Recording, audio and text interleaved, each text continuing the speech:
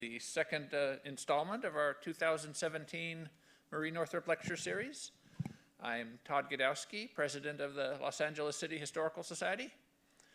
I hope you enjoy this. I'm curious if I'll be around after, if anyone wants to stop and talk. I'd like to know how you learned about it and what sort of events you're interested in. I want to encourage you, if you like this, to consider joining the Historical Society and let us know what you want to hear. We have one more lecture scheduled this season, this spring, and then we'll be moving into some events, some tours. We're going to visit some museums and such. Try to follow us on Facebook is probably the best way to keep track of us. While we're here, I want to thank the Public Library, the LAPL, and the Technical Services Department, Russ Pyle in the control room, for all their help in putting this on.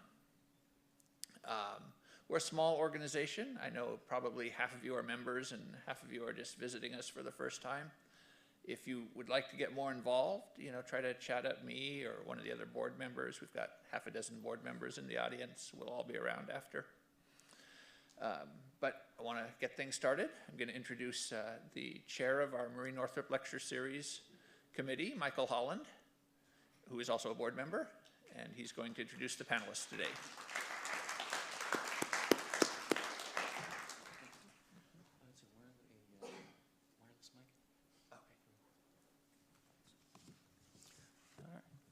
Thank everybody for coming out. Really appreciate it. In keeping with the Marie Northrop Series theme for 2017, which is the centennial of Mayor Tom Bradley, we're going to be having a glimpse today into what can, I think without dispute, be the worst event during the 20-year tenure of Mayor Bradley, and that, of course, is the events of April 1992. As you may or may not know, this month is going to be a series of discussions similar to this one perhaps, probably some of them better, some different. There will be exhibits on the events of April, such as the one that's currently taking place at the California African American Museum and Exposition Park called No Justice, No Peace. There's going to be any number of reflections in the media, and certainly there'll be more than a couple of TV documentaries, news stories, and the like. And so we're kind of getting a jump on all of that because you'll be reading and hearing a lot more of this kind of material as this 25th anniversary month progresses. And so let's be honest, we can in fact be up here all day, every day for the next week, and still not really get much below the surface of the totality of everything that is going to be discussed and debated and argued from this time possibly into the future. But hopefully we can at least start a conversation between all of us here today, and I will try to make sure that there's time for you to have your questions addressed. But certainly after today, hopefully that conversation will continue and you'll take it with you wherever you go, because it's going to be there, and I personally feel we have a responsibility to educate ourselves. And so with that, we're going to start. Here's how we're going to do this. We're going to start with a very short video montage. It's going to be about 14 minutes.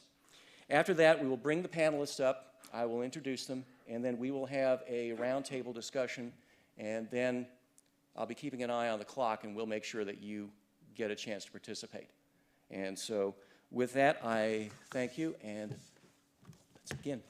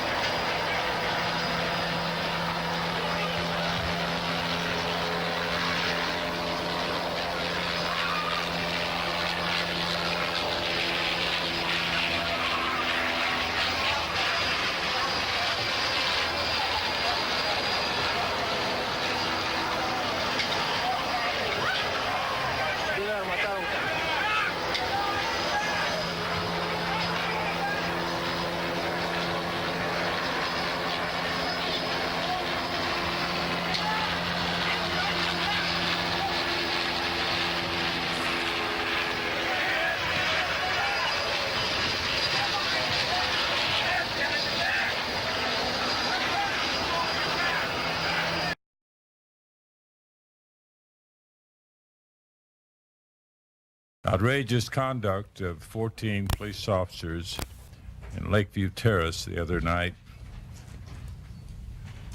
It was all captured on videotape. And I'm sure that all of you who saw it had the same feeling of shock and outrage that I experienced.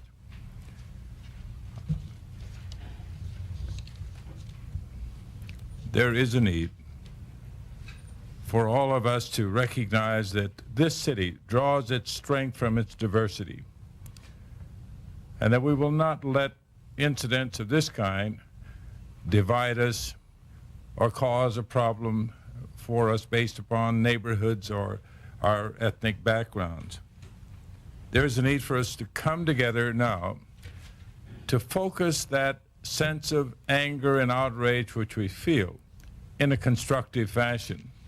I believe that quick action has been taken. And I'm confident that justice will be done, that those who are charged in a criminal fashion will have their cases adjudicated swiftly. Those who are brought up on disciplinary proceedings will have their cases judged properly and quickly.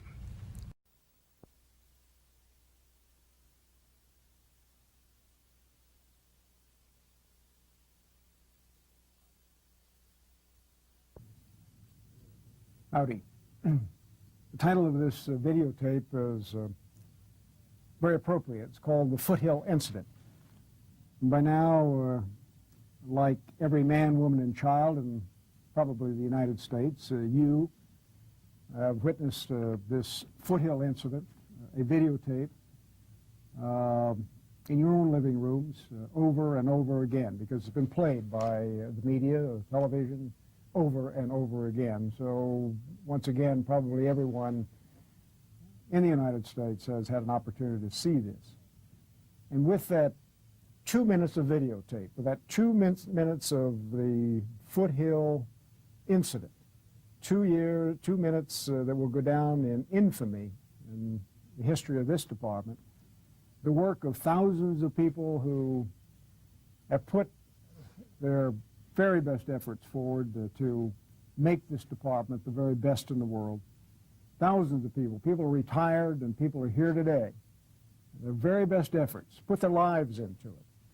It almost shattered that image, an image that has held this department very high throughout the United States. We've been the model. We've been the model. LAPD, the model for every other law enforcement agency, and those thoughtless officers. And those couple of minutes destroyed that image, and it's going to take us a long time to rebuild that image.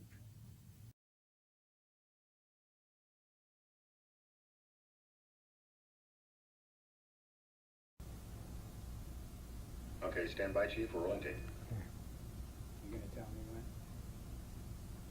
Joe?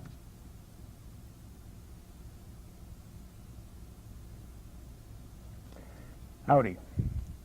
As I told you the other day, when I got around to making a decision on when I would retire, I was going to let you know first. And in the last couple of paragraphs, I say, I've heard various estimates of the length of time each of these processes might take.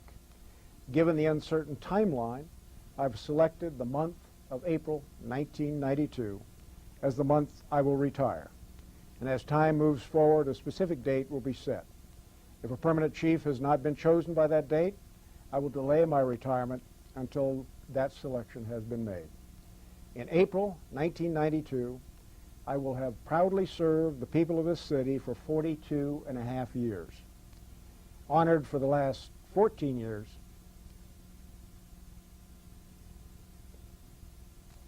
to lead the most effective, the most committed, and the most honorable group of police officers and civilian personnel to be found in any police department in the world.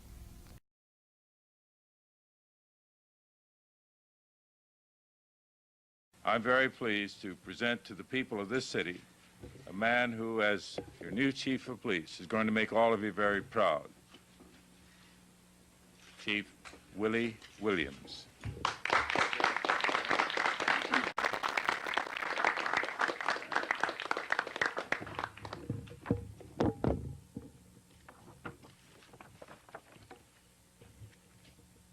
very much, Mayor Bradley, members of City Council, President Scheinbaum, members of the Los Angeles Police Department command staff who joined me here this morning, and to the citizens of Los Angeles, I say good morning.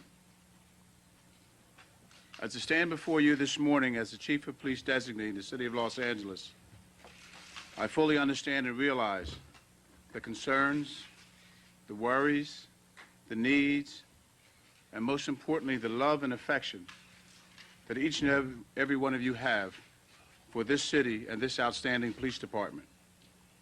As I enter what will surely be the most challenging period of my life, I enter with the understanding that the responsibilities, and know the responsibilities, that go with the title of Chief of Police.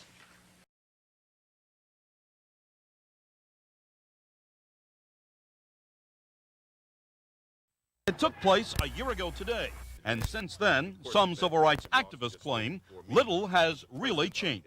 Nothing has happened, I think, in the police department to create change or to make change. The beatings go on. But a coalition of civil rights groups says substantial changes are imminent if charter amendments are approved by the voters in June. This referendum means Darrell Gates must go and will go finally. Gates became the focus of LAPD critics following the King incident.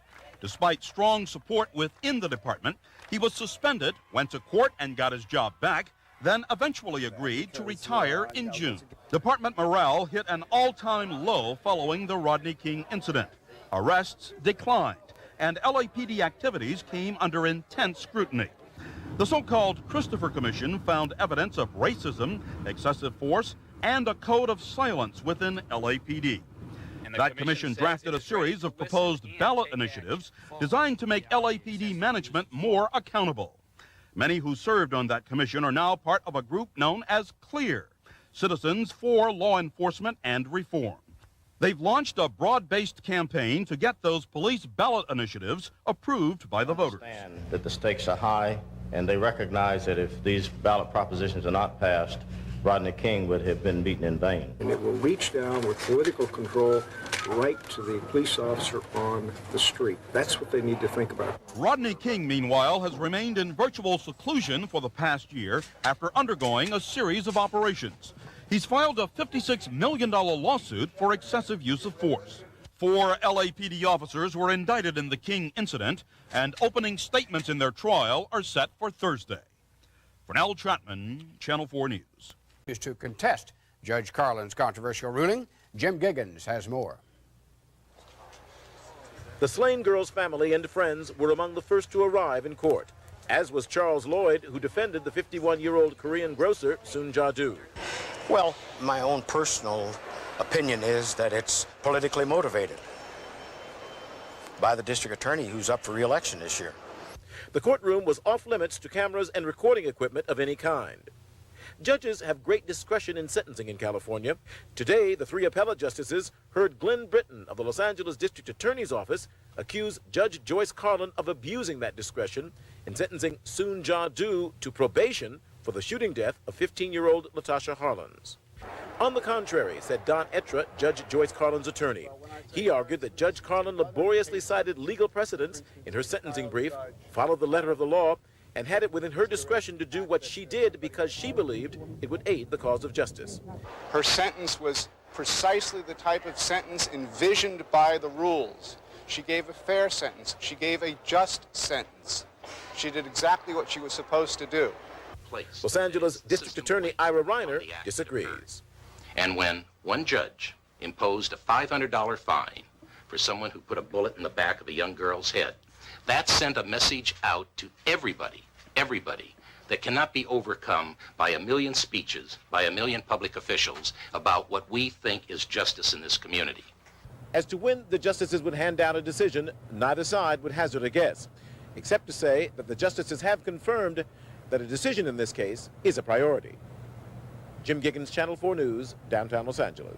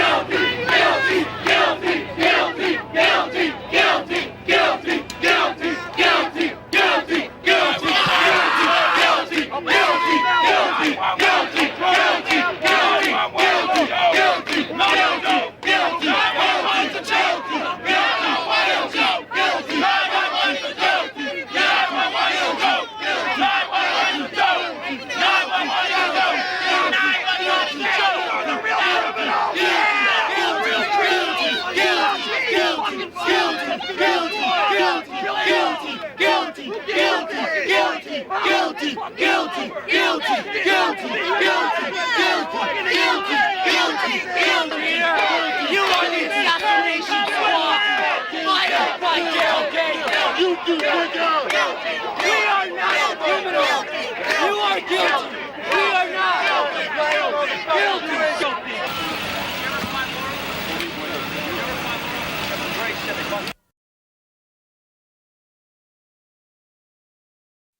Los Angeles, the president will have opened himself to charges like this one from Hawthorne carpenter Rodney White. After you guys take all the photos and then go back to Washington, it's going to be 30 years again before anything happens. You can come back here 20 years from now, and those same buildings that are burnt all up are going to probably still be burnt.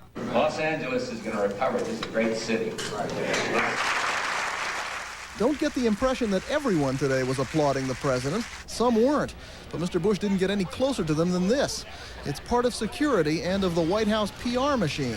And the question of whether today's applause will translate into tomorrow's federal assistance is tonight unanswered. Josh Mankiewicz, Channel 9 News. All right.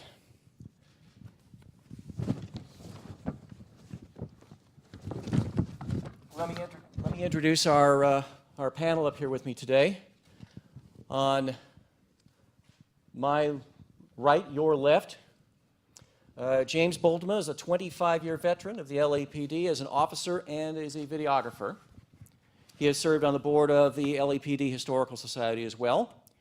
He is the author of Guardian of Angels, A History of the Los Angeles Police Department, and his newest book, which is available for sale in the library bookstore after we're done here today, is The Protectors, a photographic history of the Los Angeles Police Department. Thank you, Jim, for being here. Thank you. Marcia Choo is Vice President of Community Development at Wells Fargo Bank, focused on reinvestment in and revitalization of low-income communities. Now, are you the former executive director of the Asian Pacific American Dispute Resolution Center? Yes, I am. Okay, all right, I didn't get that clear. Marcia was at the forefront of race relations conflict resolution. She was also engaged in training and community building efforts in the aftermath of the 1992 riots and civil unrest. And Dr. Brenda Stevenson is the author of The Contested Murder of Latasha Harlan's Justice, Gender, and the Origins of the LA Riots, published in 2013. She is on the faculty at UCLA, Department of History and African American Studies. And she is currently working on two books, one on the history of the slave family from the colonial through the antebellum period, and the other is a history of slave women, if I've got that right. Yes. Okay. Thank you all for being here. Okay, having gotten a bit of a visual warm-up to things, the first question I want to open up to anyone here is, what do we call this thing? Would you call it the 1992 riots, unrest, rebellion, something else? And if so, why? There was someone in the Bradley documentary we screened a few weeks ago that called this a bread riot as opposed to a race riot. So who wants to start that particular question? I can begin. I call it all of those things. I call it the Los Angeles riots and the rebellion and the civil unrest, because I think it was all of those things. And perhaps it was a bread riot, and you know, certainly we can't ignore race. I also don't want to over-romanticize it as just being bread riots. When on April 29th in 1992, I heard of people looting Melrose Avenue and emptying out grocery stores in West Hollywood. I don't know if that was particularly about a bread riot. I think there was a lot of chaos and confusion, so it was all of those things, and I use those terms interchangeably when I refer to April 29th, 1992. And in Korean, Koreans call it Sa-i-gu, which literally means April 29th. Korean culture tends to name significant events by its date. So sometimes you will hear haiku. I also use all those terms because when I try to capture what people who participated or people who witnessed, whether they were locally or whether they were around the country or the world, I find that some people have very different perspectives on it. So some people indeed thought of it as a riot and therefore indicative of criminal activity. Some people thought of it as revolutionary, as actually challenging important institutional structures within the society. Some people thought of it as an act of resistance, that is not to the point of revolution, but standing up and saying, no, I resist, I will not accept this. And so I tend to use the terms, not so much intermittently, but I try to use them in a way that people understand that people viewed this incident in very different ways, both the people watching it and also the people who were participating in it. Well, from a police perspective, it's too bad we have to find a name for it, but for us, I think across the board, we just called it a riot. I was at home when the verdict came out.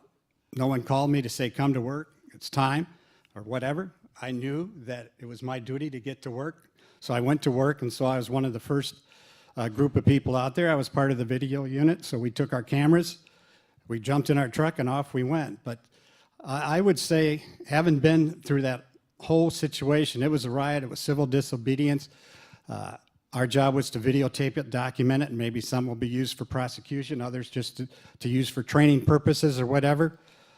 But I'm a Vietnam vet, and when I was out there in those streets helping, assisting, and videotaping, it sure seemed like a riot to me. That's how I look at it. Jim, if I can start with you very, very briefly, can you describe what the purpose of the LAPD photo and video unit is about, or it was during your time? Well, it's been around for a while, and the main purpose is to just document events. We'd go out with the SWAT team, and when they had that, what you would call a tank, the V100, and there was rock houses, and it was dangerous to go in, so they would ram the side of a house. The SWAT team would go in, and we'd document all that to show how it was done, transparency, if you will, and then that would be used down the line in court or whatever. Some of it was used for training, like I already mentioned. There was a situation, it was a Greyhound bus strike. We were out there videotaped, documenting that, people throwing things, and the guy next to me, a police officer, got hit in the head with a hard-boiled egg. You wouldn't think that would hurt, but it cut open his head, and he was bleeding all over the place. And so the incident commander came up to us and said, did you get that on video? Yes, we did. So we showed him the playback of the video, the suspect that threw the egg and hit my partner in the head, and they went in and made an arrest. So we did the Olympics, show the special things about the Olympics in '84. We did it all. It just happens to be during this situation with the riots. We were out there to document exactly what happened as best we could. We had 2 teams out there. Now, we were talking earlier, and you defined that your role was as a police officer first and a videographer second. Can you unpack that a little bit? I think we're a lot different than the video news agencies, that their primary job is to gather the news, and they have that ethical barrier, whether they get involved as a photographer. For us, we're LAPD officers. That unit, by the way, is all civilianized now. They don't do what we used to do. But we were police officers. I remember times when I'd have the camera on my shoulder and have an unruly crowd, and the officers are outnumbered, and I would, with the camera here, and I'd be moving the crowd aside, doing what we could to help, but that was the primary responsibility.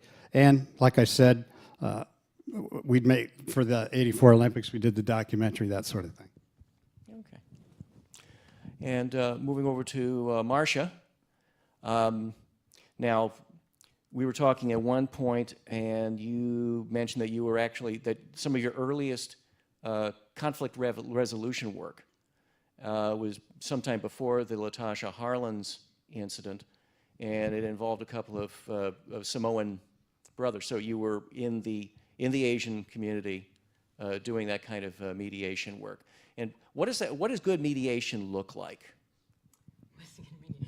Active listening. I think before I go further, I want to state a disclaimer. Although I currently work for Wells Fargo Bank, my opinions today are my own and are not an official view of Wells Fargo in any way. So I want to make that very clear. I'm really speaking from the perspective of someone who did nonprofit race relations conflict resolution for 8 years, from 1990 to 98. At the time, I was the executive director of the Asian Pacific American Dispute Resolution Center. And in fall of 1990, as I started this job, I don't know if some of you remember, there was the highly publicized shooting, police shooting in the city of Compton. 2 Samoan brothers were gunned down in their driveway by a Compton police officer. It was a domestic violence call. But their children were sleeping in the back of the car while this happened. And, you know, I don't know that we as a society have conflict resolutions mechanisms firmly in place as we should. So, of course, we have the legal system, and the family ended up retaining an attorney to sue the city, and there was criminal proceedings against the Compton police officer.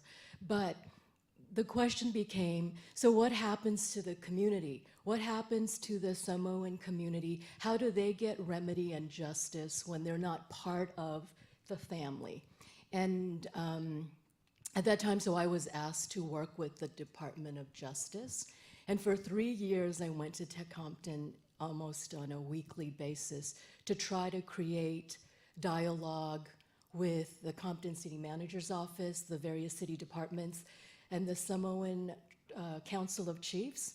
If you are familiar with the Samoan culture, there are a council of chiefs who are kind of the elder spokespeople of the community that speak on behalf of the family. I never met the family directly, but I was involved in these ancillary conversations that tried to push forth dialogue and creating relationships between community members and how they are perceived as citizens of the city of Compton and their role and active engagement in the city. Okay, thank you. Dr. Stevenson, the Latasha Harlan's case, in your book, you posit that it set a lot of the events in motion that eventually led to the unrest at the end of April 1992. Yet this particular tragedy had so many elements atypical of what had been covered in news. I mean, first of all, this was not, LAPD was not involved in this one, is that correct? Correct. There were, the major protagonists were all women. Right. 3 different cultures, 3 different races, 3 different sets of backgrounds. And yet later on, as everything unwound with the Rodney King beating and all of that they tended to get a little bit buried in the coverage and the representation, and they weren't getting what they felt they were due. Could you unpack a little bit of that? Well, it is an unusual case in the sense that all the people involved, or most of the people involved, were female. The LAPD was not involved. It's had to do with another part of the criminal justice system, which was the judge. That was a sentencing that was questioned and went before the California Court of Appeals. This was a case that caused a great deal of anguish and angst within the African American community, and it sort of suggested, it brought to the fore the kind of conflict that was going on between African Americans and Korean American shopkeepers within the African American community. And so it had to do with the kinds of relations that community members had with merchants within the community, but it also had to do with the loss of a life of a 15-year-old, teenager. And of course, there was a videotape. We saw part of it today, too. that was shown repeatedly as well within the community. And actually the LAPD was helpful in the sense that, in taking evidence for the case, and also to the district attorney, evidence within the case, but also in going to court and testifying on behalf of the district attorney as well. But what I try to get people to understand is that while a lot of focus is on the LAPD, there's also focus that should be placed on other aspects or other layers of the criminal justice system, including prosecutors, including juries, including judges. And so I think that's really what this case suggests, and some other cases as well. Also, because we live in a patriarchal society, and most of the things that we discuss with regard to race really focus on males. The typical incident is a white male authority figure and black males being abused by them. So we see that in the Rodney King case, for example. So I think that over time, people, sort of fall back on that old sense of what is racial conflict within our society. Racial conflict occurs between men. It doesn't really occur between women. And so we go from a point where people were quite aware of the LaTosha Harlan's case and what had happened and the sense of injustice that came from the sentencing to now, and how it was related to the events of late April, early May 1992, to the whole event being called the Rodney King riots. But we can also see just in the video also that the two cases occurred at about the same time. People within the African American and other communities were quite aware of both of the cases, and both of the cases were thought of as being a complete lack of justice in terms of the outcome of the cases. And so they were situated really fairly closely to each other. And what the film doesn't show is that the Court of Appeals decision not to send the sentence back to Judge Harlan to have it redone or refigured out happened just the week before the decision with regard to the Rodney King and who was innocent, that the police officers were not guilty. And so the African American community and other communities as well who were interested in justice were following both of these cases. And both of those cases really intertwine with each other as the days, the weeks, and the months moved towards the end of April, beginning of May 1992. Yeah, one thing as I was doing research for this presentation, I started noticing that there were so many changes already taking place. There were things that were moving forward. I mean, there was a certain amount of inevitability that something was going to change, whether it was Gates retiring, Williams coming in, whether it was the propositions on the ballot, that was coming up. And so those things were moving forward, and yet these two court cases, these two criminal trials, kind of had a parallel but an alternative narrative that when they did what they did and the time they did it, the lid just came off the pressure cooker. Everything just kind of exploded, for lack of a better term. Mm-hmm. So, and actually, James, you talked about this earlier. I'm going to ask the question of the entire panel.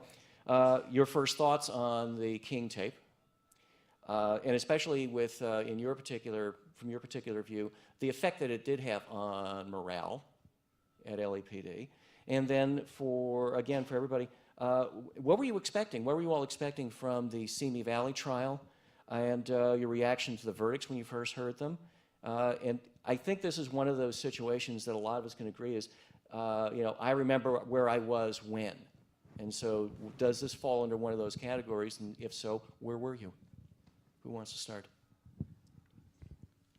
Well, you asked about morale in the department when it came out. It's not something we talked about. A lot of officers had questioned it, of course. Who wouldn't when you watch that on TV? You got to remember, videotape is just coming around. people really don't see what happens in the streets with police officers, suspects. It's a violent world sometimes out there, and you do the best you can. But in some situations, you have to use force to make an arrest.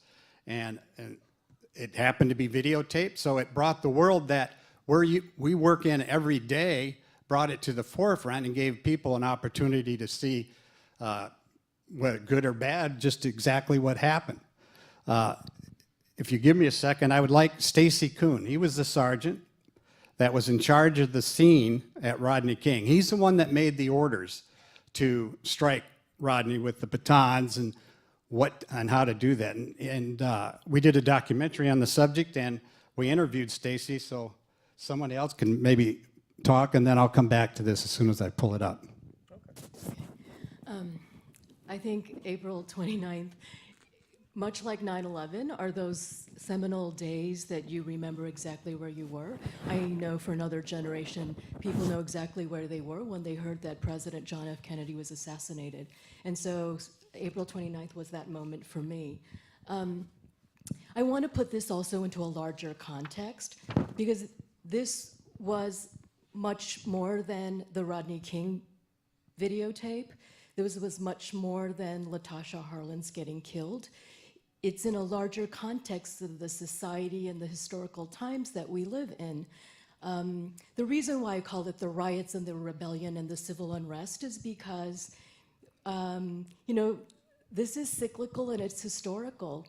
In 1943, there were the Zoot Suit riots in Los Angeles that had to do with police brutality against Latinos, and the Sleepy Lagoon murder case, which was memorialized in LA Confidential, the movie. And in 1965, we experienced the Watts riots, and then unfortunately 92. And so these are not just isolated incidents. They happen in a larger context.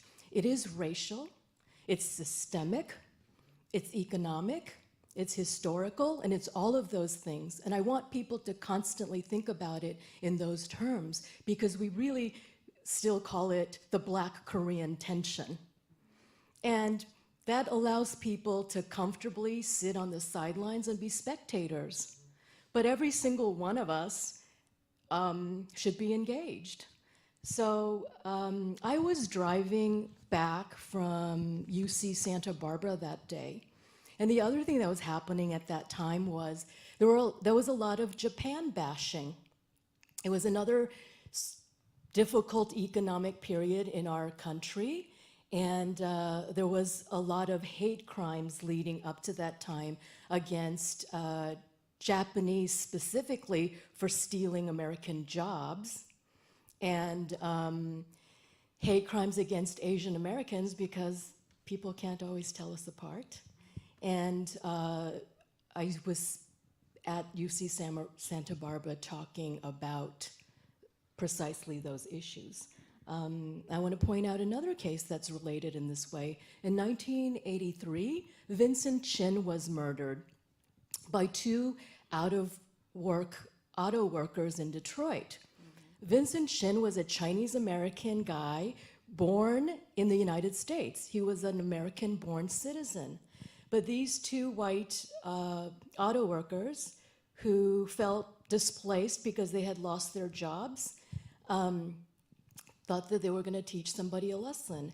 And on the eve of Vincent's wedding, this was his bachelor party, there was this unfortunate confluence of issues, and they beat him to death with a baseball bat, this man and his stepson. And they chased him for a while and beat him to death with a baseball bat. And at that time, there really weren't a lot of Asian American civil rights organizations to speak on behalf of this case. And I think that if you look at all of these things in the context of the United States, we can begin to understand why things happen. And it's a reminder for us to always be vigilant. Well, I had just moved to Los Angeles in January of 1991 to begin teaching at UCLA, and I was living in Westwood in faculty housing. When I was very curious about what Los Angeles was like, because I had heard that it was this very, diverse place and a very liberal place. I didn't find Westwood to be that way, and so I was living there. So when the Rodney King beating occurred, I took note of it because I teach race. It's one of the things that I teach at UCLA. And then when the Latasha Harlan's shooting occurred, I really took note because I thought, well, okay, what's going on here? And I was moving from the University of Texas at Austin. I had never lived in the West before. I had lived born and raised in the South, gone to school in the Northeast, and then taken this job at Texas. And I thought that Los Angeles was going to be this place of inclusion, that it was going to be a place of relaxed race relations, because it was a large city and because it was in the West, and I heard all these things about life in Los Angeles, and I was really struck that it was actually seemed as tense racially as any place that I had ever lived, including the South, the Deep South, and the Northeast. On the day of the actual event, I had just finished teaching my class on African American history, and I walked out. I was on my way walking home, and one of my students came up to me and said, "Professor Stevenson, did you hear the verdict?" And I said, "No, I didn't hear it. What is it?" And she said, "Not guilty." And I said to her, "Go home, there's going to be trouble. You should go home immediately," and that's what I'm going to do. And I went home and I turned on the television and I saw the Denny, by that time the helicopters were overhead, and the Denny beating. But I think what I think people also need to understand, and I really appreciate your comment, is that African Americans have such a long history of abuse within the country that comes from authority figures that are elected and that are paid through tax money, and then extra legal authority figures as well. And so I call it the Emmett Till lens, where the notion that that black men are going to be abused by white authority figures, or that black people in general are not going to receive justice in the criminal justice system, is one that lingers, is one that consumes one's imagination when these kinds of things happen. So typically African Americans say, take a wait and see attitude, let's see what's going to happen. But in the back of your mind, there's this doubt that it's going to turn out the way that it should, that we believe is going to turn out. And so with Rodney King, with Latasha Harlan's, everyone said, wait, it's going to work out, there's going to be justice. And then when there isn't justice, then there is an outcry, and there is a resistance, and there's a revolt. And so I assumed that there was going to be one when I heard these decisions. Jim, you started a little bit earlier to kind of walk us through what happened when you first found out about the verdicts and you went into work, and so I was hoping you can kind of walk us through maybe that first night and maybe part of the second day. And there was one specific episode you and I were talking about earlier that I'm hoping you can touch on a little bit. Sure. I just want to add a comment. 26 years on LAPD, and I'm just talking from my experiences. I worked all these different divisions. I worked downtown. I worked the Valley. One thing I can say is all the officers I worked with, none of them ever showed me they were prejudiced against anyone, any race. And I can say that in all those years that I was on the department, we tried to treat everybody as fairly as they wanted to be treated. I mean, if they were aggressive towards us, of course, we're going to respond. But never once, not one time, did I ever hear of an officer use the N-word or use any derogatory comments to an arrestee or a suspect. I just wanted to give you, that's my experience. If I could, just real quickly, Stacy Kuhn was the sergeant, and I just want you to know what was going through his mind when he was ordering those officers to do what you saw on the videotape a few hundred times. All right? And also remember that videotape that you saw on television, the first part of that videotape was edited out. I think it was Channel 13 got the video, and they did a community, they shared it with all the other news agencies, and they did edit that video. And what they did edit out was the charge of Rodney King against 4 officers. He was down on the ground, he jumped up and attacked those 4 officers, then he went down again. So here's what Stacy Coon said, if I could, and I'm quoting him directly from our interview. King is down on the ground now, but in the course of 2 seconds, he covers an area of about 8 feet, and he is on Officer Larry Powell just like that. He is that quick, and he is ready to do battle. And the officers do exactly how they are trained in the academy. They move in, they give him 3 or 4 baton strokes, they go back, analyze, they say stay down, stay prone, but he continues to get up. And so he goes on from here saying he just kept escalating the force, because you got to remember, we used to have the, what they're called the choke holds, the upper body control holds. They would use that a lot to take a suspect and get him under control, but that was taken away. At this time, the baton was the first level of force that we would use, and they were trained that way in the academy. And they had people testify to that's the only tool they had. They had nothing else. They're not going to shoot them. They used the taser. That was all legal, and they used their batons. And getting back to the question about my first night on the job, as you know, LAPD went into a command post. And I think we were all a little frustrated that they stayed there a little too long. You ask any police officer that was working that night, and they'll tell you the same thing. It was like a big black hole. They poured all these resources into this command post, but because of Rodney King and other situations, no one could make a call to get those officers back out there and do what they had to do. Well, somebody decided they were going to handle it, and that's the SWAT team. They're pretty independent anyway. So we're in the video unit. We see that the SWAT team is taking off, so we follow them. And the very first call that we roll on, I'll never forget it, there was several buildings burning. I mean, just up in flames. And the fire truck, a hook and ladder in those days, and it's pouring water on this fire. There's some hoses that are just flopping around like your hose in your front yard when you leave it unattended. And we looked around, and there was not one firefighter there. It was gone. It was like a ghost town. All these fire trucks, about 6 trucks, and we can't find them. As it turns out later, we found out that some gang members came by. They robbed them of their wallets. They took all their radios, and then the firefighters ran and hid in some houses. And even when we were there, they didn't come out for quite some time. So that was the first incident that I rolled on. And from that, I mean, we handled a homicide scene because we were being sniped at, and it was a little bit, it was dangerous. So we videotaped the crime scene and got the deceased out of there, all in about 20 or 25 minutes, when normally that would take a day. And it was just that sort of thing, one call after another. It's just, I mean, trucks ramming ATMs trying to get it's just utter chaos, just vehicles burning in the streets. And we're driving by that, and it was just trying to get control. And then obviously LAPD finally got those officers out there and started to get some sort of control.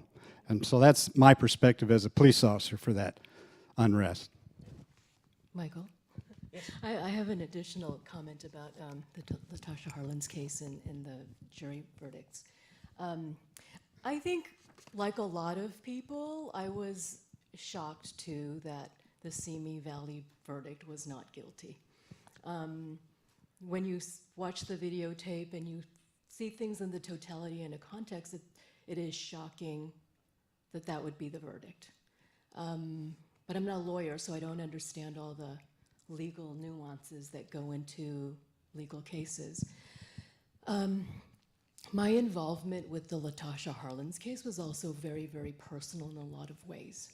As you can imagine, most of the Korean Americans that found themselves as players in this game were Korean immigrant merchants, because they happened to be in South LA at that particular given time. And again, it's because I think it's larger historic economic forces. And a lot of Korean immigrant merchants did not speak English well. So younger people like me at the time were asked to be spokespeople.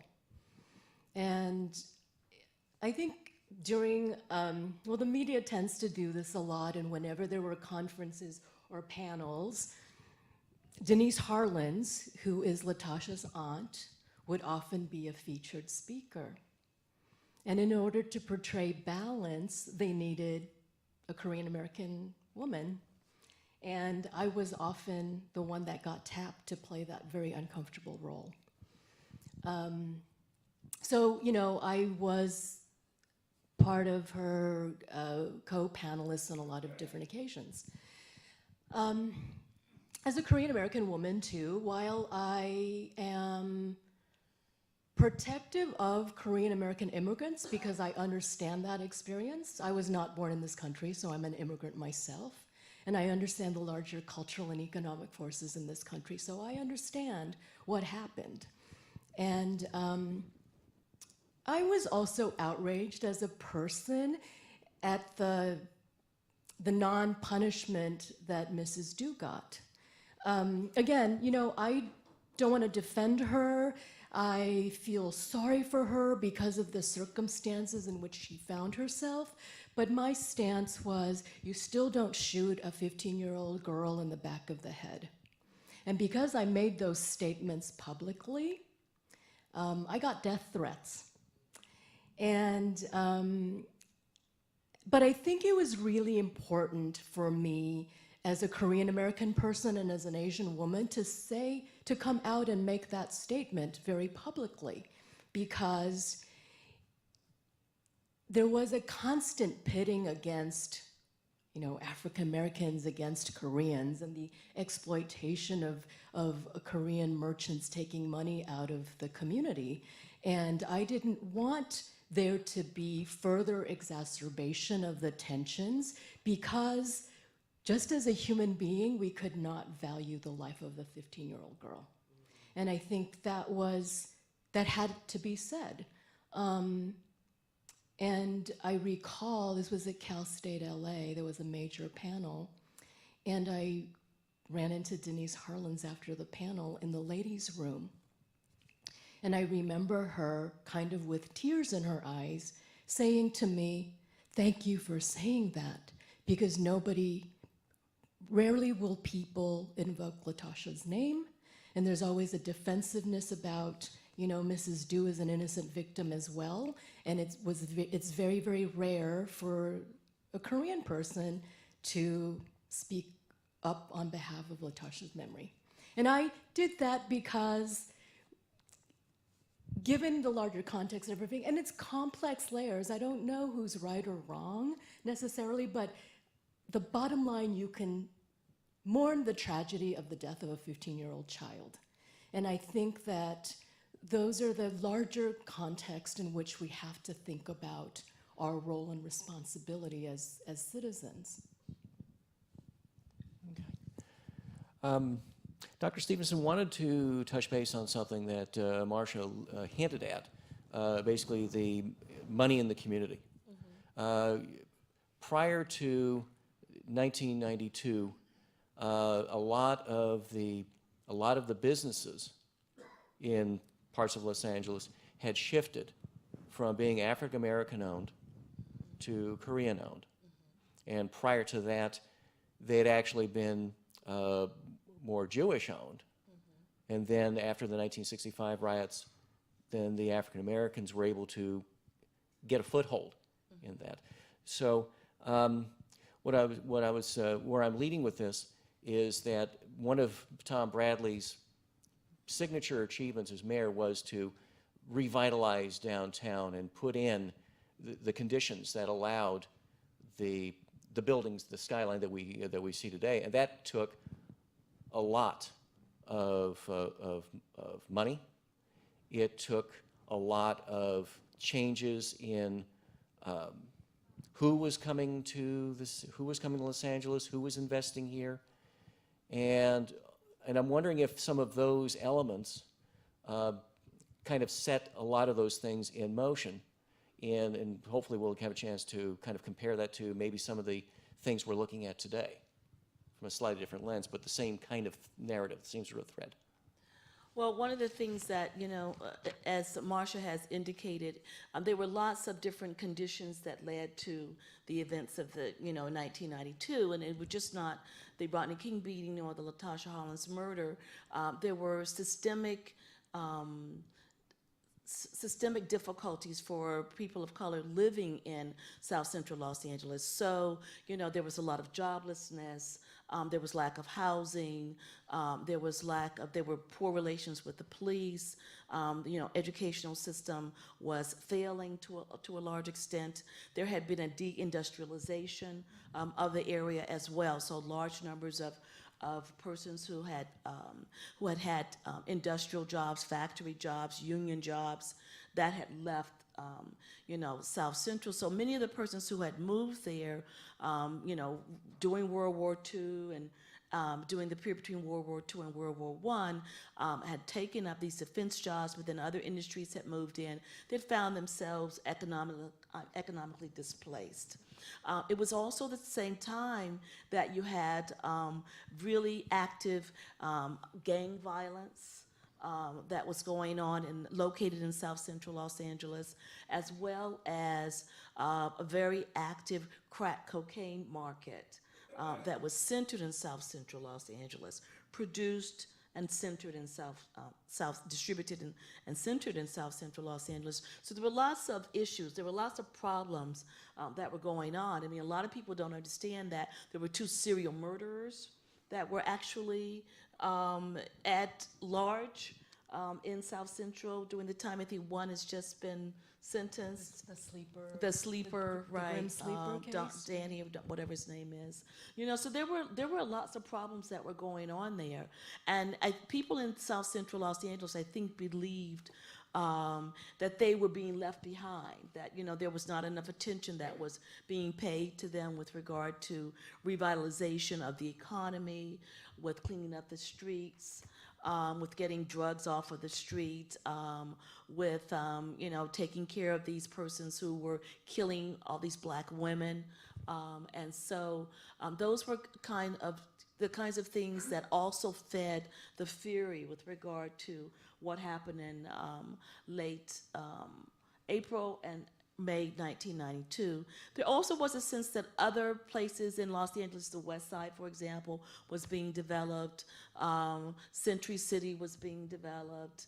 The Skyline was being developed. Koreatown was being developed, and Mayor Bradley had some investments in that area as well. With regard to the Harlan's family, I think in particular was the notion that Charles Lloyd, who represented Mrs. Dew, was a very close friend of the mayor's. And they had some business interests, joint business interests in South Los Angeles as well as in Koreatown. So, all these kinds of things sort of fed into what people thought were difficulties, were things that were affronts and problems that the African American community faced at the time. And I want to ask the same sort of question so 25 years later, we're looking are we looking at the same sort of patterns emerging as far as the economic upheaval, gentrification, for example? There are so many building projects going on in downtown Los Angeles. I mean, you drive the freeways anywhere near downtown, you can count the number of cranes that are working on these high-rise projects, and every day you hear about that there's a shortage of housing, that the rents are impossible, and in addition to that, now we're talking about LAPD is kind of in the crosshairs again because of some officer-involved shootings that have happened in various places, but now we have other organizations like Black Lives Matter and various other grassroots groups that are turning attention and bringing all this stuff. And now, Jim, unlike in 1992, everyone's got a video camera on their phones. And even if the LAPD and other police departments have dash cams and body cams, there is just so much more coverage of absolutely everything that is going on out there now. Without trying to suggest and be alarmist or anything, are we, does anyone think that the conditions are ripe again for another major episode, another major event of some kind or another? Well, anyone to volunteer an opinion? Well, we've been seeing major events occur other places within the country. So we've seen some in South Carolina, we've seen them in Baltimore, we've seen them in around St. Louis and Ferguson, et cetera. So, and we've seen, marches and rallies and sit-ins, et cetera, in Los Angeles as well. I think one of the important things to remember is just like you brought up the case of Vincent Chin, this very, very tragic case, is that Los Angeles, we're focused on Los Angeles, but Los Angeles is not a bubble. So what happens here is also linked to the things that happen across the country. And that both fuels upset and calms upset, depending on what's going on. And we're so connected to other things, other metropolitan areas and smaller cities as well. And so that, for example, Black Lives Matter was established in Los Angeles. It came to be after Trayvon Martin, which is something that happened in Florida, but it's had a great amount of impact in Los Angeles as well. And so things that might happen in Los Angeles, even given that there's some conditions with regard to joblessness, with regard to inadequate housing, with regard to the poor condition of the public school systems here, certain cases, police-involved cases, all of these things raise the ire of people who live in Los Angeles, but they are also very much connected to what's going on in the rest of the country. So that when you have, like when we had the Women's March, for example, that march was not about specifically what happened in Los Angeles. It was what happened nationally, and some of the other marches that took place, that have taken place in Los Angeles, have had to do with Mike Brown, have had to do with Trayvon Martin, have had to do with people who were killed outside of Los Angeles. So there's much more ability to create an event of civil unrest that's nationally driven, and sometimes even internationally driven, but mostly nationally driven than just Los Angeles. And so I think that's one of the big differences between 25 years ago and today. And it's because of the communications. It's because we see the videos, because everybody's online and it's all on Facebook and it's all on Twitter, and it's that we feel all connected as a group and as a responsible or irresponsible, whichever, I know people have different opinions of that, to respond to them. So I couldn't answer the question as to whether or not it will happen again, but I do know that people in Los Angeles tend to feel that we are connected to the nation and to the world and to the city, and are ready to respond in protest if they feel like something immoral, unjust has occurred. So my theme of the day, which I'm going to keep going back to, is that we are all interconnected, and you can't be a one-issue voter. You can't be concerned with one single thing in isolation. We live in an increasingly global society, whether we like it or not. I think we've made a lot of progress since 1992, but then sometimes I wonder if we've stumbled back a few steps. I tend to be a fairly optimistic person, so I don't know that we're sitting on the counter peg that Los Angeles was in 1992. The other thing that was happening before 1992 was there were a series of boycotts against Korean grocers in New York, the Red Apple grocery store protests. And so all of those fed into a larger context. And so if we keep just treating the symptoms and not the crux of the issue, we're always going to be facing the possibility of civil unrest and rioting again. I really don't like to invoke this person's name, but I was reading an article this morning, and Tina Fey is calling out white women voters. There's an article, white women voted for Donald Trump 53%, and voted for Hillary Clinton 42%. So there's like a 10% differential. And that concerns me. We like to talk about America being colorblind and being post-racial after the election of President Barack Obama. But if we are truly post-racial, and we've really truly dealt with critical issues in this country, then Donald Trump cannot be a response to Barack Obama. And so we need to be vigilant and to really truly understand our interdependence on one another. Job losses have to do with globalization, whether we like it or not. Everybody has a cell phone in their pocket. That's part of globalization. Our immigration policies that have been broken for many decades or centuries in this country is also complicated by globalization. And so if we keep trying to oversimplify things and make this about the Black-Korean tensions or when it happens again, you know, Korean American merchants have largely left South Los Angeles. Some people were very disillusioned that that the American dream was not for them. And so a lot of Korean Americans moved back to Korea. And so if we keep trying to simplify and come up with easy answers and label things in a simplistic way, we will never really deal with the root causes that need to be resolved.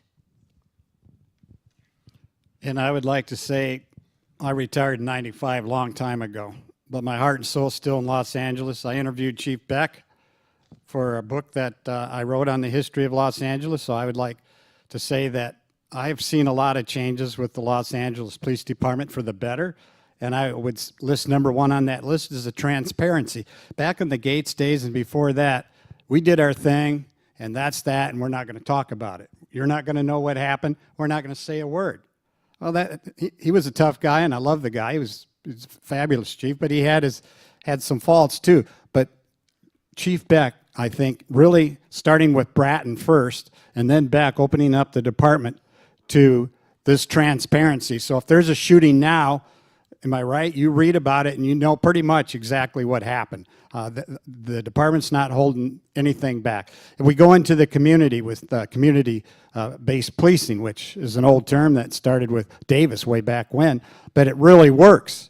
We got officers playing basketball with kids in South Central Los Angeles or wherever, and we're trying to be part of the community, keep the same officers in the same area, and get to know each other. So I don't, personally, from my research as an historian, I don't see a powder keg now because the department has changed for the better. All these videos, all this mass media really has helped the department, I think, better police themselves and do a better job.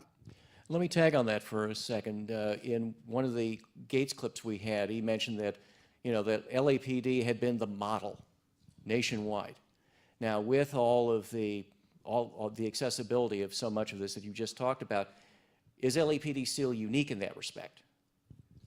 Well, my opinion is yes, because of Chief Bratton and then Chief Beck, two outstanding chiefs. I rate Bratton as one of the best chiefs we've ever had on this department because he turned it around after Gates, Willie Williams.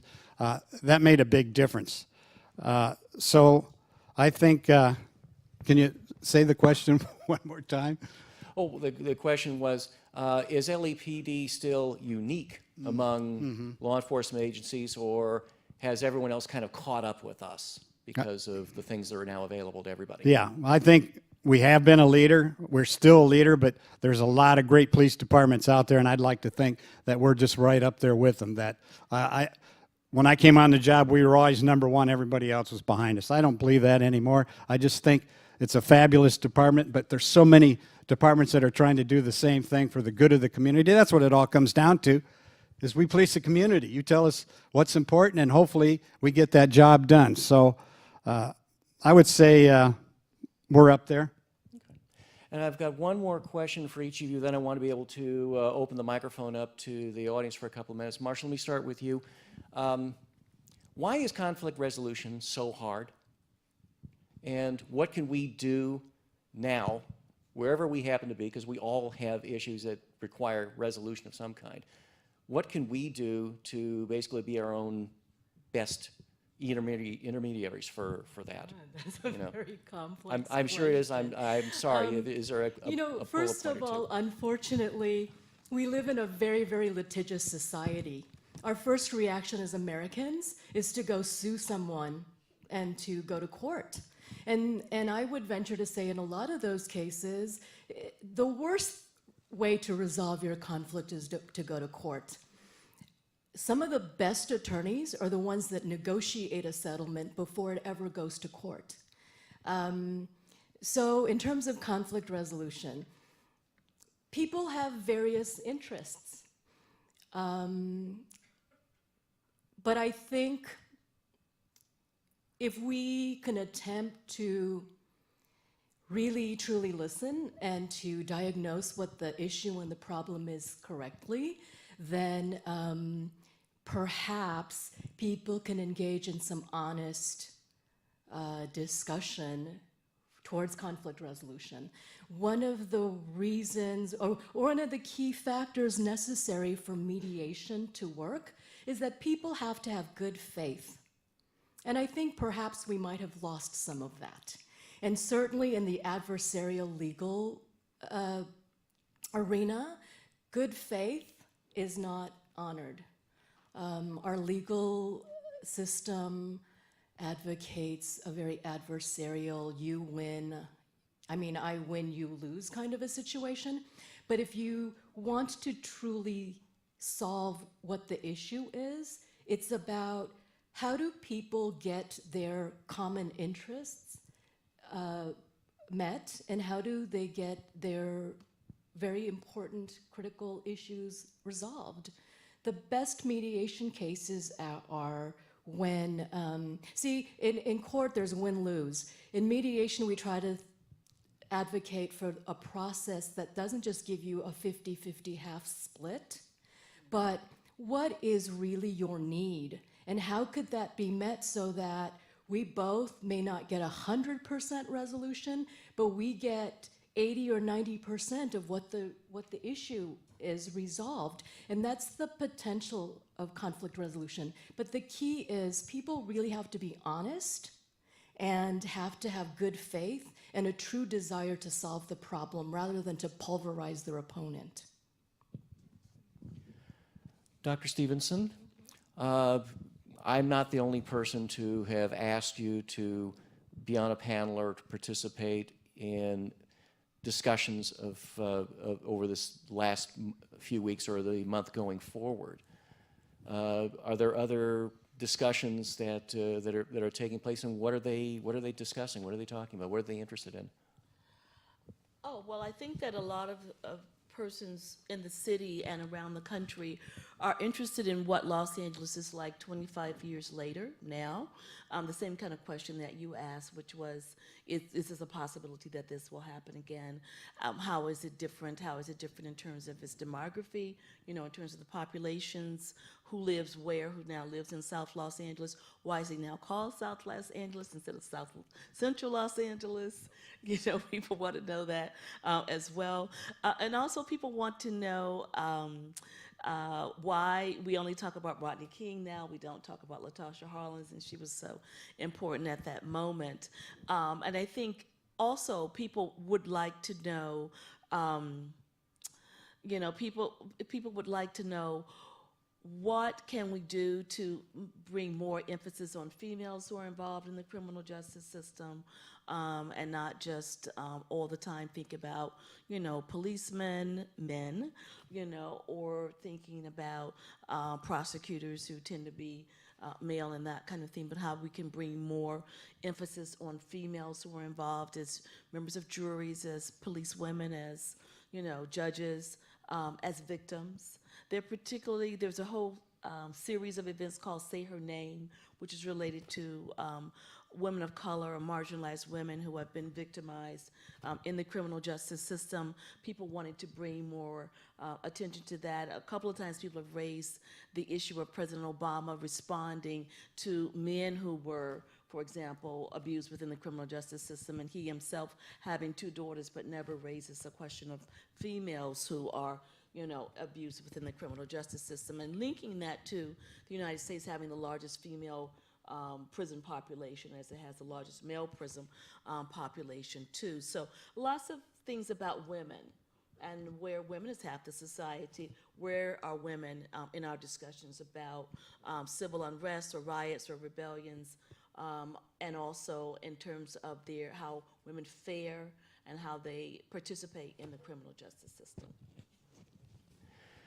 Jim, we have your latest book for sale in the library bookstore.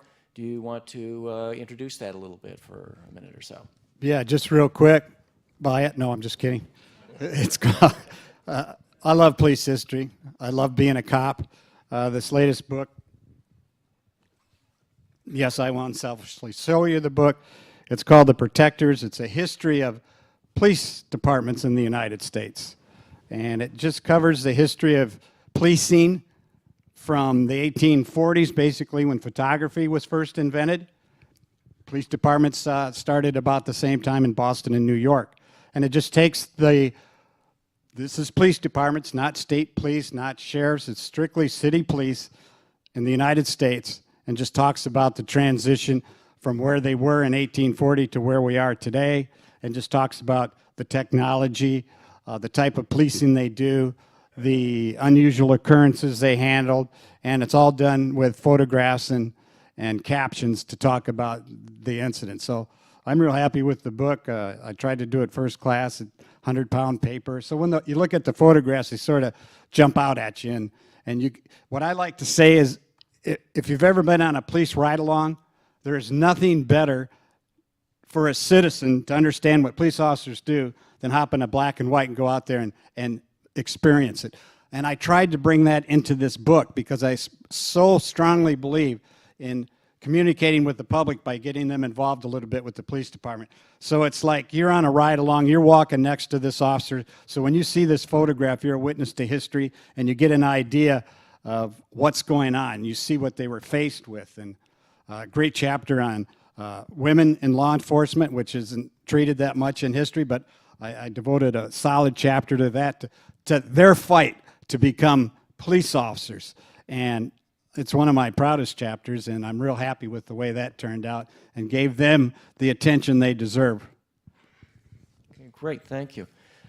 We have a little less than 10 minutes for floor questions, so we probably have time for one or two. Who has a question for the panel? Todd has the microphone. One, you said you write a book on slavery, slave owning, correct? Mm-hmm. Okay. Are you now involved, you coming down to South Central? Because every now and then I do go to meetings, I've never seen your face there. Well, actually, I've been at SO1. I've given 2 readings at SO1. I've written 2 books on slavery already. The first one's called Life in Black and White, Family and Community in the Slave South in 1996. And then in 2015, the book, What is Slavery?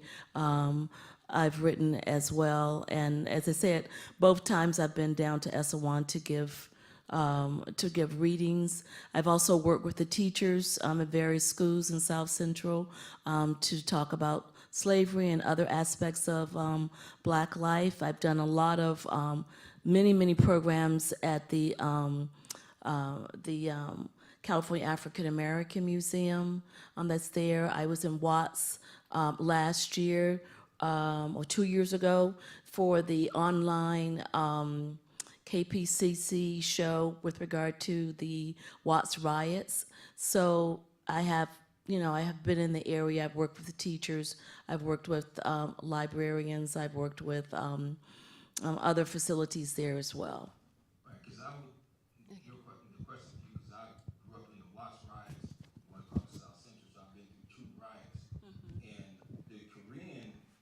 presence are still in South Central. There's a lot of stores still owned by a lot of Koreans.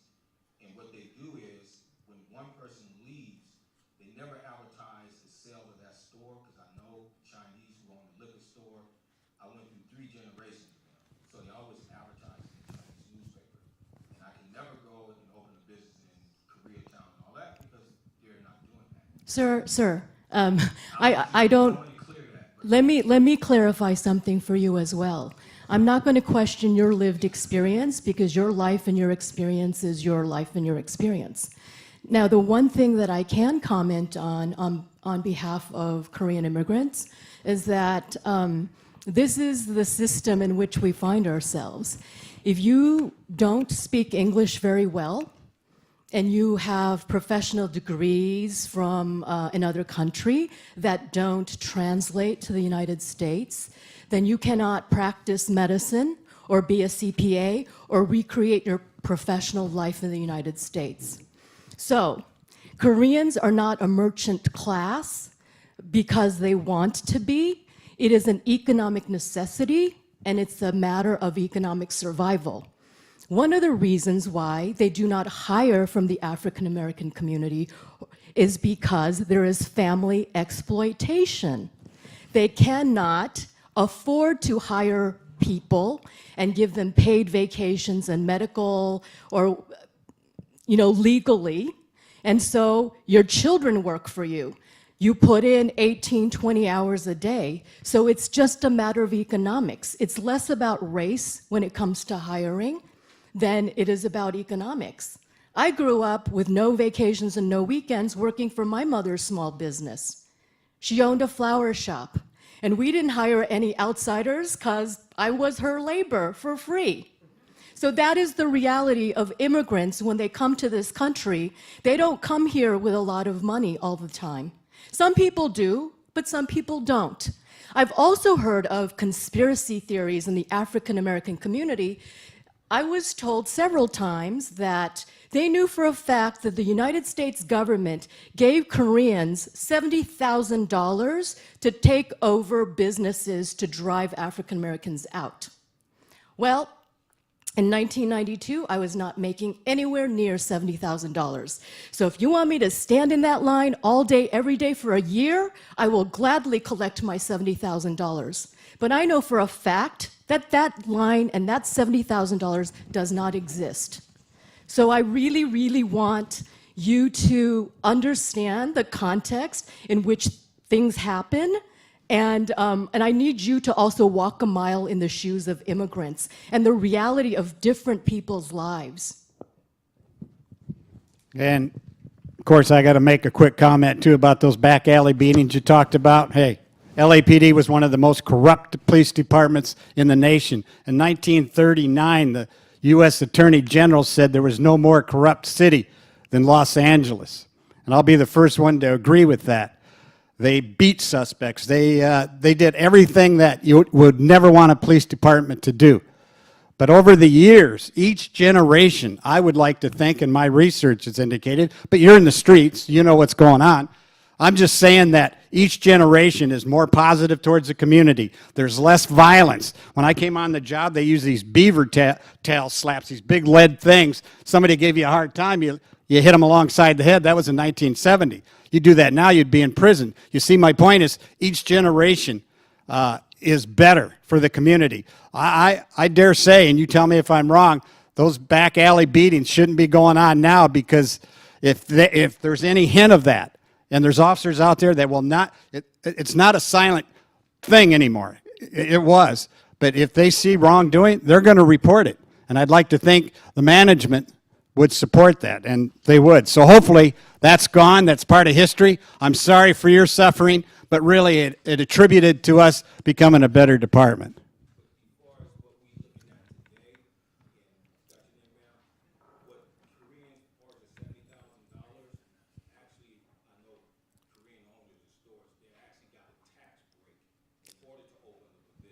But sir, there is not an exclusive benefit given to Koreans.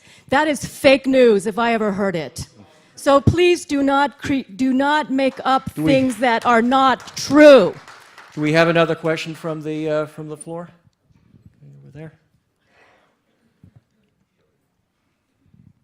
My question is for the retired LAPD officer. In response to the question of like 25 years later, what has changed? You mentioned that there's been progress. I would just like you to really elaborate on what you're referring to as progress in the Los Angeles Police Department, because as a person of color who lives in the city of Los Angeles, it's really hard for me to believe that there's been any progress that's made in that department when you consider the murders of Isel Ford, Wilson, and Omar Abrego. Thank you. Well, Chief Parker, who we attribute to being the one that turned the department around from being corrupt, said one thing about LAPD, like any other, you hire from the population. In other words, you're going to have some real strong officers, and you're going to have some that are weak, and you're going to have some that should be in jail. You look at percentages. In my whole career, from 1990, or from 1970 to 95, I never saw anything corrupt. I saw the department get better each year. But to answer your question, it's hard for me.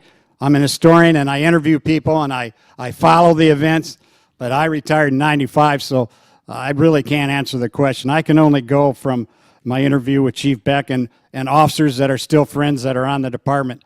I just would like to think it's getting better. If it's not, we can only hope in the future it does, and that's all I can say.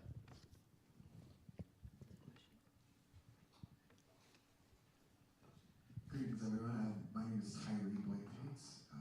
I'm a curator at the California African American Museum, and I recently worked with the LA Archives to create an exhibit called No Justice, No Peace, LA 1992, that gives a 100-year survey of California, Los Angeles, and the ways in which the Los Angeles Police Department, the Black community, Korean community, and the Hispanic community have been in an interweb that have affected the way that they've seen and been impacted by 1992. So you're all invited to that larger conversation.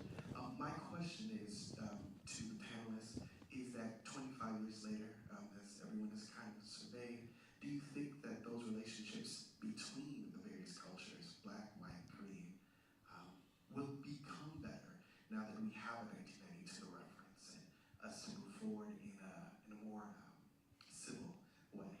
Thank you. So do you think relationships will be better? Or are better?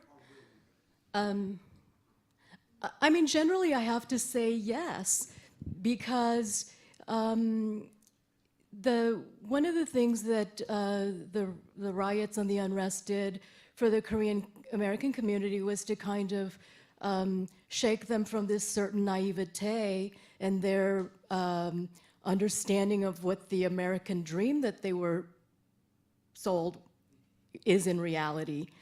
But, you know, I think every immigrant group goes through similar experiences. So, you know, at the turn of the century it was the Irish immigrants that were discriminated against, and the Germans and the Italians. I worked on a Smithsonian exhibition years ago on the history of sweatshop labor.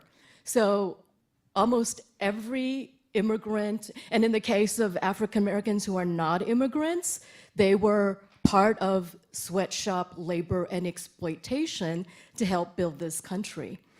And so where am I going with this? So there's always incremental progress. I do believe that. I know that I'm a beneficiary of the blood, sweat, and tears of African Americans who fought for civil rights. How could a woman of color like me get an education in the United States if not for civil rights laws? The work that I do for Wells Fargo is predicated on civil rights law. The Community Reinvestment Act mandates financial institutions to reinvest in the communities where they do business. And so my work every day is to revitalize blighted communities, to build coalitions among Asians and African Americans and Latinos and whoever else needs to be part of this community engagement to create progress in our community. There was a quote from an Italian immigrant. He said, you know, I was told that the streets of America were paved with gold, and when I got here, I learned that I was expected to pave pave them.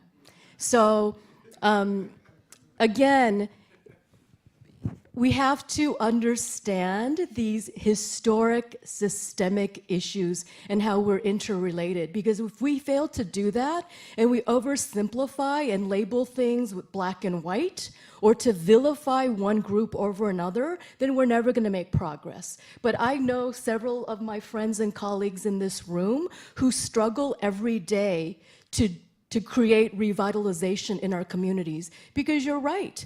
There are cranes in downtown with market rent apartments that I could never afford, but we don't have that level of activity and investment in South LA or in Boyle Heights, and we all need to work together to address those issues. But again, vilifying one group over whether it be the police or the latest immigrant business owners, is not helpful. Thank you.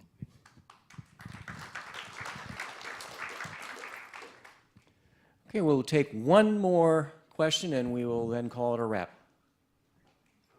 My question's for the gentleman from the police department. You said something that's interesting, that the officers at the time of Rodney King were following training. So why was it so shocking to the public? Was their training inappropriate? Were they overzealous in how they implemented their training? That's a very provocative point you made. Well, that's a good question. In my book, I talk about a court subject matter expert. In other words, this officer testifies around the United States on use of force. And just after the riots, he testified in that trial saying that as ugly as that was, and it was ugly, but they did exactly what they were trained. In the police academy, like I said earlier, that was in your use of force. You go from here to the baton to shooting someone, that's your escalation of force. They did exactly what they were trained, and this expert testified as such. And obviously in court they were found not guilty, and it had to do with the ugliness was ugly, but the training, they did exactly what they were supposed to do. I didn't read it to you, but Sergeant Kuhn first had him, if you looked at the video closely, they're hitting in ankles, just wrists. They never hit him in the head. You never saw that. But then when they're always ordering him, stop, get up, they move back. King, get up, give up, or just stop struggling. He never did, even though he was tased. He was under the influence of PCP. That was proven. And so then when that didn't work, Stacy says, I had to make a decision. And all the things that I had to choose from, what can I do? Well, I can't shoot the guy, obviously. So I told the officers, start hitting him and breaking joints, break his knees, break his elbows, do whatever you can, because that's what we're going to have to do to save this man's life. And that's, when I interviewed him in a documentary after he spent 2.5 years in prison, he says, you know, during the interview, I said, would you change anything? And this guy was in prison for what he did. And he said, no, I wouldn't change a thing. And then he had tears rolling down his eyes. He says that how much he loved the department and that he's sorry what happened, but he did exactly what he was trained to do. And that was his feeling. Even I was just surprised at how much dedication and love he had for the department even after going to prison for what he did. So the bottom line is they did what they were trained. And so we're going to go ahead and leave it there. As I said, this is going to be probably the first of many discussions you will probably be exposed to over the next weeks and months, wherever you happen to be. Hopefully something that you've heard here will go with you and will be part of a conversation much further than the confines of the Central Library. So we thank you for coming out and participating. I do want to give my personal thanks to James and to Marcia and to Dr. Stevenson for making this possible.